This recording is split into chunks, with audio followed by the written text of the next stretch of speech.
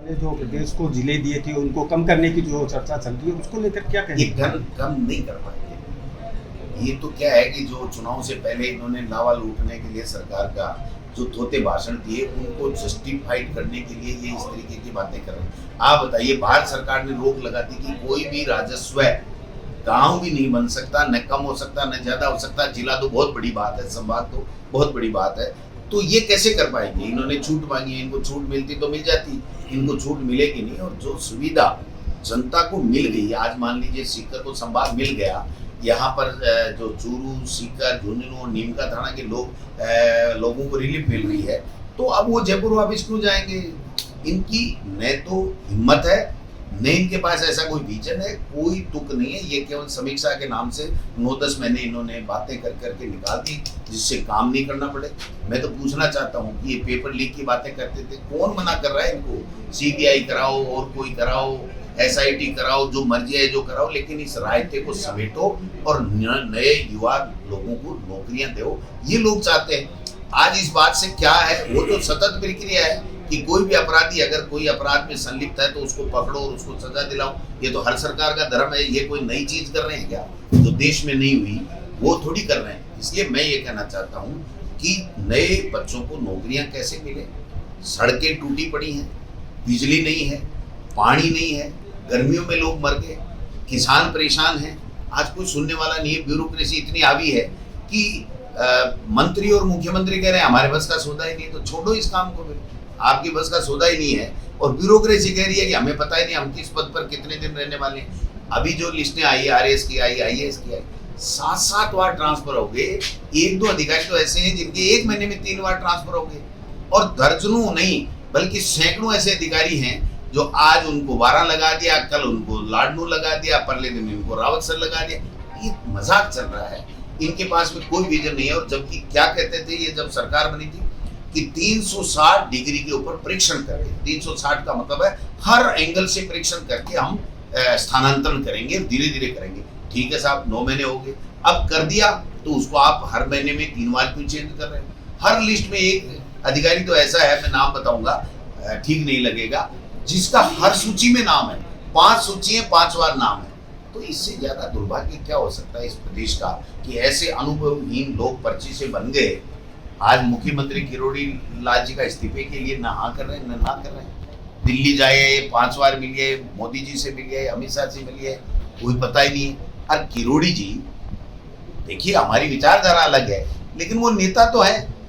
और इतने बड़े नेता इतने वर्ग से आते हैं, इतने संघर्षशील हैं, चाहे वो हम पे झूठे आरोप लगाए, लेकिन कम से कम उन्होंने सरकार बनाने में उनकी झूठ बोल करके उन्होंने मदद की थी बीजेपी की। आज बीजेपी उनका तिरस्कार कर रही है, अपमान कर रही है। तो ये चीजें जब आप अपने नेताओं का, अपने मंत्रियों का अपमान कर रहे हो तो आप जनता की क्या सुन रहे हो? जनता आपसे क्या उम्मीद करे? ये सारी चीजें। हरियाणा में चुनाव है, यहाँ भी जो उपचुनाव होने हैं, हरियाणा में कांग्रेस के प्रति बहुत अच्छा माहौल है, क्योंकि 10 साल से जो कुशासन भारतीय जनता पार्टी का और दिल्ली की पर्चियों से चला, उससे आम वर्ग जो है वो दलित है, तकलीफ में है।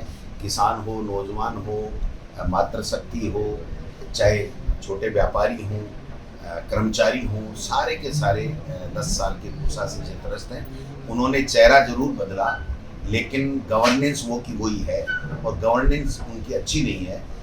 जो खट्टर साहब थे उनको पहली बार आए, उनको एमएलए बना दिया, एमएलए बनते ही वो मुख्यमंत्री बन गए, लेकिन वो कोई डिसीजन नहीं ले पाते।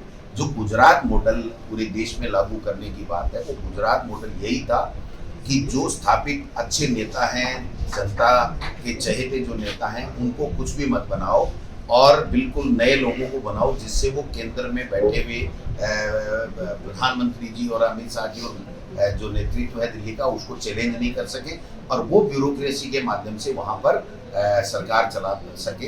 एक तरीके से डमी मुख्यमंत्री बैठाने का ये जो गुजरात मॉडल आया है, उससे राजस्थान अछूता रहा। आपने देखा कि पर्चे से मुख्यमंत्री बना दिया गया।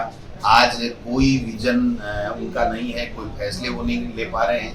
1 स्टेट 1 इलेक्शन की बात कर रहे हैं। 1 स्टेट 1 इलेक्शन बिना कानून में संशोधन आ नहीं सकता। 1 नेशन 1 इलेक्शन की दिल्ली वाले बात कर रहे हैं। इनके पास बहुमत ही नहीं है। संविधान में संशोधन 3/4 मेजोरिटी से होगा, वो करवा नहीं पाएंगे। ये न महंगाई कम कर पाए, न बेरोजगारी जो है वो कम कर पाए, न विकास कर पाए। तो इसलिए ऐसे ऐसे प्रोपोगंडा लाते हैं कि जिससे लोगों का ध्यान जो लोगों की समस्याएं हैं उनसे हट करके और दूसरी बातों पे चले जाए। हरियाणा के अंदर मैं 3 दिन जाकर के आया हूँ।